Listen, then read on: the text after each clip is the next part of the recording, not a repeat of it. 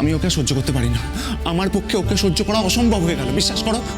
জানোই না, আমি কিন্তু ওকে বলে এসেছি, আমি ওকে বলে এসেছি যে আমি তোমাকে বিয়ে করে আমার বউ করে আমার জীবনে তোমাকে ফিরিয়ে আনবো। হ্যাঁ, আমি ওকে বলে এসেছি।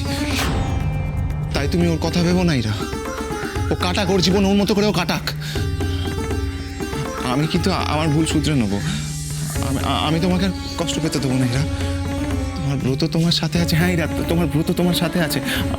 আমি আমার ভুল শুধরে নেবো।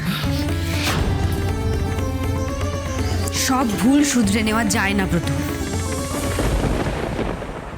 সৌনবিক, যেভাবেই হোক প্রতিটি খবরের কাগজে, সোশ্যাল মিডিয়াতে, পুলিশ স্টেশনে ইরাবতীর ছবি দিতে হবে। কিন্তু অভিক, কোনো কিন্তু না। আজ দিতে হবে মানে আজই দিতে হবে। তার জন্য যত টাকা লাগে আমি দেব। ইরাবতীকে খুঁজে বের করতেই হবে। আচ্ছা, তারা দেখছি কি করা যায়। আমার একজন সাংবাদিক বন্ধু আছে, দেখি কোনো ব্যবস্থা করা যায় কিনা। অভিক, ব্যবস্থা করতেই হবে, মাস্ট। আচ্ছা আচ্ছা, দেখছি। তুই এখন বাড়ি যা, বাড়ি গিয়ে রেস্ট নে।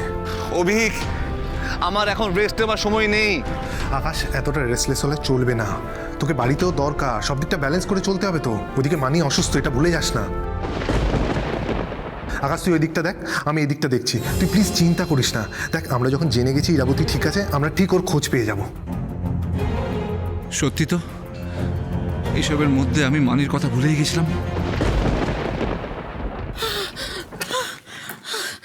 কিরে বাবা, বাড়িতে কেউ নেই নাকি? কখন থেকে দরজা ধাক্কা দিচ্ছে, কেউ সাড়া করছে না। I know you got your own town. I know you got your own ways. I know you got your own life. I'm just saying, come on down to my place. বাবা, এখানে সব কি হচ্ছে?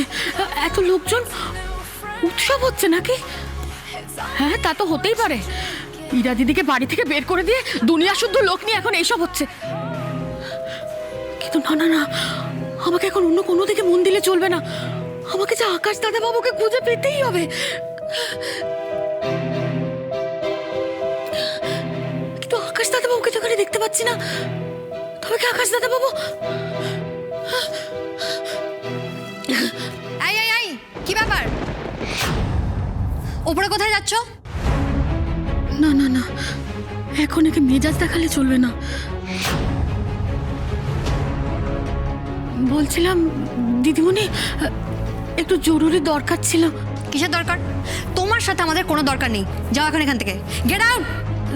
না মানে আরে দেখছো তো এখানে একটা কিটি পার্টি চলছে, যাও এখন এখান থেকে। না না না না, পার্টি চলুক পার্টি চলুক, আমি তোমাদের বেশি সময় নেবো না, বিশ্বাস করো। আমাকে শুধু বলো না গো, আকাশ দাদা বাবু কোথায় আছে? উফ, এ তো খুব ইরিটেটিং। Security, security. এটা কে স্যান্ডি? কে আবার? চাওয়ালি। দেখছিস তো কিরকম অসভ্য, কিছুতেই কথা শোনে না। আজ আমি তোমার সব খারাপ খারাপ কথা সহ্য করে নেবো দিদিমণি, দরকার হলে তোমার পায়ে পড়বো। এই আগের দিন এত ঝগড়া করছিল, এখন পায়ে পড়তে রাজি হয়ে গেল। কি ব্যাপার? যাই ব্যাপার হোক, আগে তো ক্ষমা চাইয়ে নি। চলো সরি বলো, আগের দিন যা যা করেছো তার জন্য সরি বলো। আমি তোমার কাছে হাত জোর করে ক্ষমা চাইছি দিদিমণি। তুমি বললে আমি নাকে ক্ষত দেব। দিদিমণি, তুমি শুধু আমাকে একবার বলো আকাশ দাদা বাবু কোথায় আছে, তুমি একবার বলো দিদিমণি। স্যান্ডি ডিয়ার, আরে ওই লন্ডন থেকে যে ব্যাগটা এনেছিলাম তোমার পাম্মি আন্টিকে দেখাও। কামিং মম। ও, ব্রো বাড়িতে নেই। ইনফ্যাক্ট কাল রাত থেকে বাড়িতে ফেরেনি।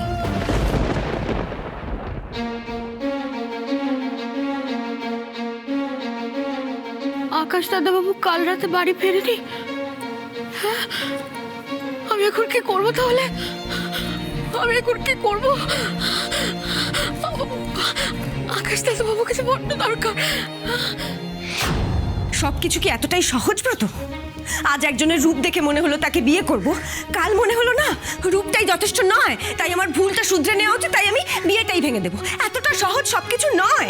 ইরা, বিয়েটা কি ছেলে খেলা ব্রত? আমি সে কথা বলিনি ইরা। বিশ্বাস করো, ঝিলমের সাথে সংসার করা যায় না, ওর সাথে বিবাহিত জীবন কাটানো যা সম্ভব নয়। সব দোষ এখন ঝিলির। ও ঝগড়া করে, ও মানিয়ে নিতে পারে না। তুমি কি করো ব্রত? তুমি তোমাদের বিবাহিত জীবন সুন্দর করে কাটানোর জন্য কি কি করেছো বলতে পারো আমায়? আমি তো তোমাদের বিয়ের পরে তোমার মুখে ঝিলির নামে একটা ভালো কথা শুনিনি, শুধু অভিযোগ শুনেছি। ব্রত, এত অভিযোগ নিয়ে শুধু বিবাহিত জীবন কেন, রোজকার জীবন কাটানোই তোমার পক্ষে অসম্ভব হয়ে যাবে। বিয়ের আগে তো জানতাম তুমি নাকি ঝিলিকে ভালোবাসো। ভালোবাসা মানে কি শুধু শুধু অন্য মানুষের খুঁত খুঁজে বার করা, নাকি সেই খুঁতগুলোকে আপন করে নেওয়া? ইরা, আমি তোমাকে বারবার বলছি, বিশ্বাস করো, আমি ঝিলিকে ভালোবাসি না, আমি শুধু তোমাকে ভালোবাসি। ব্রত, আমিও তো তোমাকে বারবার বলছি, তুমি কেন বুঝতে পারছো না? এই প্রথমবার তোমার মুখে ভালোবাসার কথা শুনে আমার ভালো লাগছে না, একদম ভালো লাগছে না। ইরা প্লিজ। কারণ তুমি মিথ্যা কথা বলছো। তুমি একদিন যেরকম আমার বোনকে মিথ্যা কথা বলেছো, সেই রকমই ঠিক আমাকে আজ মিথ্যে কথা বলছো। ইরা, বিশ্বাস করো, আমি মিথ্যে কথা বলছি না।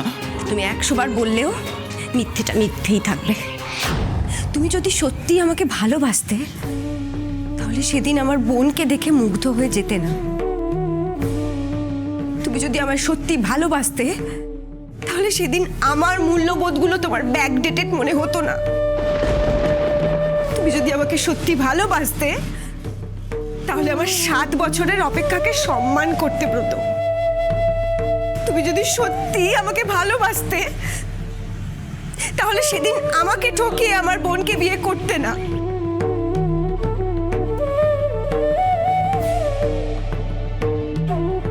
ভালোবাসি মুখে বলে দেওয়া সহজ, কিন্তু কাজে করা অতটা সহজ নয়, জানো তো। কারণ মুখে বলে দেওয়া যায়, তার দায় নিতে হয় না, কিন্তু কাজে করতে গেলে তখন দায় নিতে হয়। ভালোবাসার মানুষের দায়িত্ব নিতে গেলে নিজের ভেতরে ক্ষমতা তৈরি করতে হয়। এই কথাটা না তুমি সেদিন বুঝেছিলে, না আজ বোঝো। আর তোমার এই অভদ্র ব্যবহারের জন্য মাঝখান থেকে কিছু মানুষ খালি কষ্ট পাচ্ছে।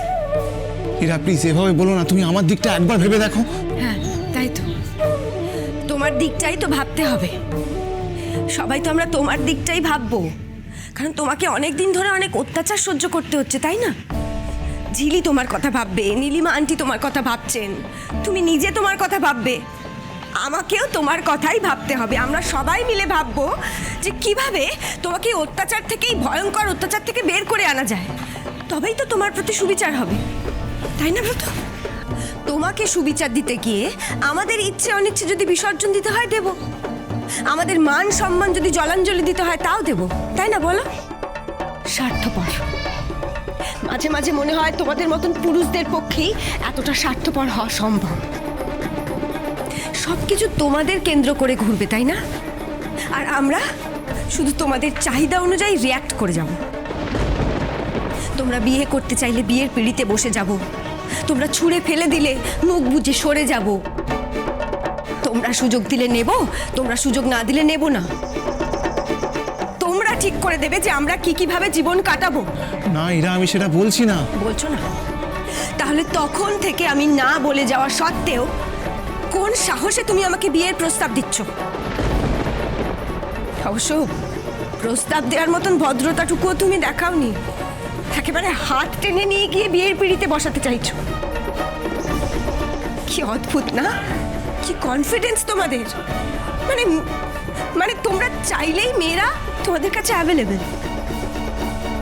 একটা কথা বলি তোমায় ব্রত, মেয়েদের অ্যাভেলেবেল ভাবার আগে না তুমি ভাবো তুমি নিজে কতটা মেরুদণ্ডহীন। হ্যাঁ, তুমি আয়নার সামনে দাঁড়িয়ে নিজেকে কখনো জিজ্ঞেস করেছো যে তুমি কি করেছো? কি করেছো তুমি ব্রত? তুমি তো এতগুলো দিনে একটা চাকরিও জোগাড় করতে পারোনি। স্ত্রী হিসেবে ছেলে তো ঠিক কথাই বলে। তুমি তোমার সংসার চালাতে হিমশিম খেয়ে যাচ্ছ। এটা কি স্ত্রী হিসেবে ঝিলির কাছে খুব সম্মানের নয় তো? আজ ও এই কথাটা বলেছে বলে ও খারাপ হয়ে গেছে, ঠিক যেমন ভাবে একদিন আমি তোমার কাছে খারাপ হয়ে গেছিলাম। চুপ কথা